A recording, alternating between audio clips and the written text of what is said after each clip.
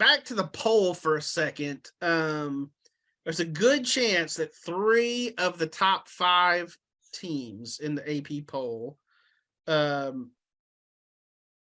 North Carolina, Kentucky, we're talking about the preseason poll. North Carolina, Kentucky, and Baylor will not be ranked next week. It's been a topsy-turvy season. What does this kind of say about parity in college basketball? Yeah, I mean, North Carolina had pretty much everybody back from a team that made the national championship game last year. Kentucky has an incredible roster. Baylor's got a good roster, but man, I mean, you just can't really count on sure wins, especially when you get into conference play. I mean, boy, just look at the Big 12. I mean, you go on the road, there are no gimmies anymore, and it's pretty much been like that for a few years for at least for the Big 12. It's such a great league. It usually just comes down to 2 or 3 possessions, as we saw last night. So yeah, when I do that poll every week, I can usually come up with 20 pretty good teams that belong. Boy, the next 5, I mean, wow, who do you pick? I mean, there's so many candidates. I mean, it's really hard to pick those last 5 teams. In fact, I was the first voter to vote for Kansas State a few weeks ago, and which got me a lot of K-State love, I will say. That's got some really funny comments on Twitter. One was, "Were you ever a janitor at MIT?" Of course, we've heard of Good Will Hunting. Yes. Nice. Just really funny comments. You should have said, "How you like them apples, Manhattan?" Exactly. But I mean, K-State is proving to be a good team. But man, the parity is amazing. And I think a big reason is just all the transfer. You don't have to sit out a year anymore.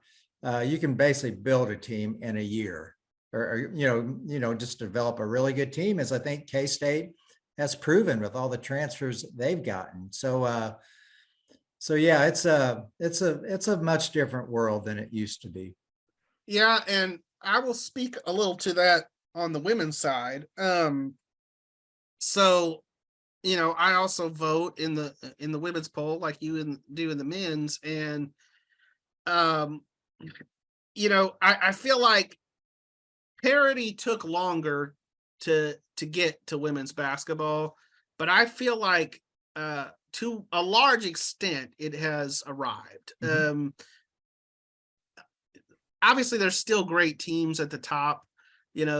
South Carolina and Stanford are 1-2 in the poll and have been all season long, and are looking like national championship caliber teams. And you're always going to have some powers up there like that, but you've also really had a lot of emerging teams this year, like Michigan and Kansas and others. And there was a week earlier in the season when I was voting in the women's poll where I want to say something like 15 or 16 of the teams in the top 25 had lost a game that week. And that always creates a lot of upheaval in the poll, but it just shows you that, these teams aren't as unbeatable maybe as they once were in the women's game. And just last night, there were 4 top 25 games in the women's game last night, 2 of them in the Big 12.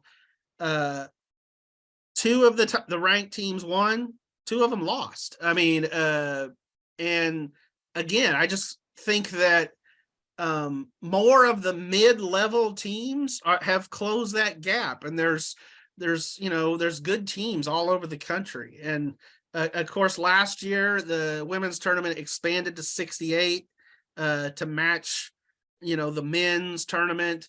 I do, for the sake of all that is good and holy hope that we don't get to this 99 teams or whatever they're talking about. Oh, yeah. We don't, bigger is not always better, Mm. let's leave it where it is. But I will say, there are a lot of good teams out there. And even in a 68 team field, some decent teams are going to get left out, some teams that could probably win some games in the tournament and give some teams some problems. So that's fun. I like that. You don't always want to go into a game thinking, some team's going to win by 30 or 40 points. You like competition, you like parity. So Yeah, obviously, sure. when Kim Mulkey was here and Brittany Griner was here, Baylor had some of those kind of teams where, Yeah. the 40-0 season comes to mind. They were really, really dominant, but it's fun when it's wide open, so we'll break it down some more all season here on the podcast. John and I were talking, we're hoping to maybe even get some fellow top 25 voters here on the pod, have some special guests. So we appreciate everyone for tuning in. Thanks so much. Thank you. Yep. Peace out.